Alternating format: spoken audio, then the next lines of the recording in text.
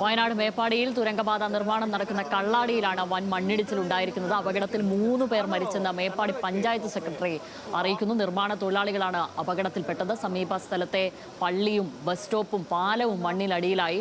നിലവിൽ രക്ഷാപ്രവർത്തനം അവിടെ പുരോഗമിക്കുകയാണ്. അപകടത്തിൽ 7 പേരെ കാണാതായെന്ന് മുഖ്യമന്ത്രി വി.ഡി. സതീശൻ അറിയിച്ചു.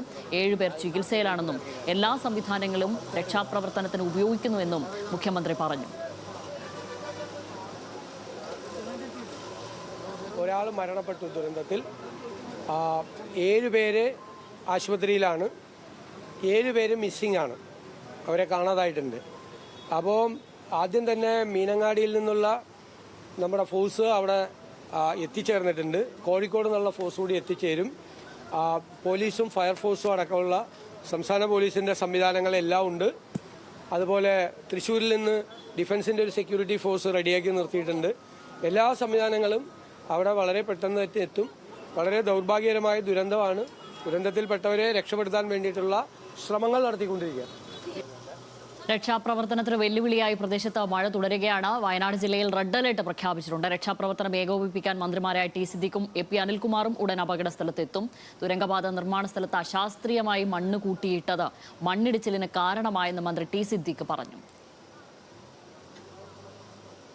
ചെറിയ രീതിയിലുള്ള ഈ മഴയിൽ എങ്ങനെ അപകടം സംഭവിക്കും എന്നുള്ളതിൻ്റെ സൂചന വളരെ കൃത്യമായി മീറ്റിങ്ങിലും അല്ലാതെയും കൊങ്കൺ അധികൃതരുടെ മീറ്റിങ്ങിൽ ഉൾപ്പെടെ നൽകിയിരുന്നതാണ്. പക്ഷേ അതിൽ വേണ്ട നടപടികൾ സ്വീകരിക്കുന്നതിലുള്ള പാളിച്ചയുണ്ടായിട്ടുണ്ട്. അത് സർക്കാർ ഗൗരവത്തോടു കൂടി കാണുന്നു. അതിൽ പരിശോധന ഉണ്ടാകും. എന്തുകൊണ്ടാണ് ഇത് സംഭവിച്ചത് എന്നുള്ളതും അതിൽ നിർദ്ദേശമനുസരിച്ച് മുന്നോട്ട് പോകാതിരുന്ന സാഹചര്യവും ഗൗരവമുള്ളതാണ്. അത് സർക്കാർ പരിശോധിക്കുന്നതാണ്. ഇപ്പോൾ മന്ത്രി കെ മുരളീധരൻ മാധ്യമങ്ങളെ കാണുന്നു. ഭാഗത്താണ് മൃതശരീരം കണ്ടെത്തിയത്. ഒരു മൃതശരീരം ഇപ്പോൾ SR എസ്റ്റേറ്റ് ആശുപത്രിയിലാണ് സൂക്ഷിച്ചിട്ടുള്ളത്. ഒരെണ്ണം വൈത്തിരി ആശുപത്രിയിലേക്ക് മാറ്റിയിട്ടുണ്ട്.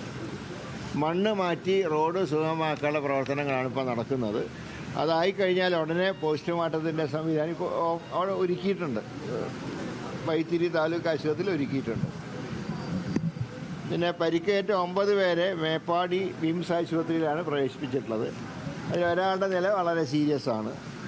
പോലീസ് സർജൻ ബത്തേരി താലൂക്ക് ആശുപത്രിയിൽ നിന്ന് വൈത്തിരിയിലേക്ക് പുറപ്പെട്ടിട്ടുണ്ട്. വയനാട് DMOയും ഒക്കെ സ്ഥലത്തുണ്ട്, ഉദ്യോഗസ്ഥന്മാരൊക്കെ സ്ഥലത്തുണ്ട്. എല്ലാ സൗകര്യങ്ങളും ചികിത്സാ സൗകര്യങ്ങളും ചെയ്യാനുള്ള സംവിധാനങ്ങൾ ആരോഗ്യവകുപ്പ് ഒരുക്കിയിട്ടുണ്ട്. ഈ പരിക്കേറ്റവരെയും വിംസിൽ കോഴിക്കോട്ടേക്ക് മാറ്റാൻ ഉദ്ദേശിക്കുന്നത് അല്ല, അതിൻ്റെ പ്രാഥമികമായിട്ട് റിപ്പോർട്ട് കിട്ടിയതിന് ശേഷം മാത്രമേ ആലോചിക്കൂ. ഏതായാലും ആശുപത്രിയിൽ എല്ലാ സജ്ജീകരണങ്ങളും വയനാട് ജില്ലയിലെ എല്ലാ സർക്കാർ ആശുപത്രികളിലും വേണ്ട സജ്ജീകരണങ്ങൾ ഏർപ്പാട് ചെയ്ത് കഴിഞ്ഞു. 2 ഡെത്താണ് കൺഫേം ചെയ്തത്. അതെ, 2 ഡെത്താണ് കൺഫേം ചെയ്തിട്ടുള്ളത്. ആരോഗ്യമന്ത്രിയാണ് മാധ്യമങ്ങളെ കണ്ടത്.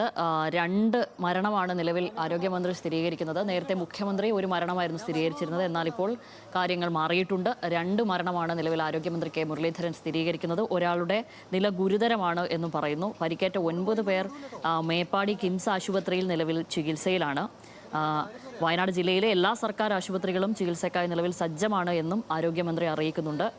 നിലവിൽ അവിടെ നടക്കുന്നത് മണ്ണ് മാറ്റി റോഡ് ഗതാഗതം പുനഃസ്ഥാപിക്കാനുള്ള പ്രവൃത്തിയാണ് അവിടെ നടക്കുന്നത് എന്നുള്ളതാണ്.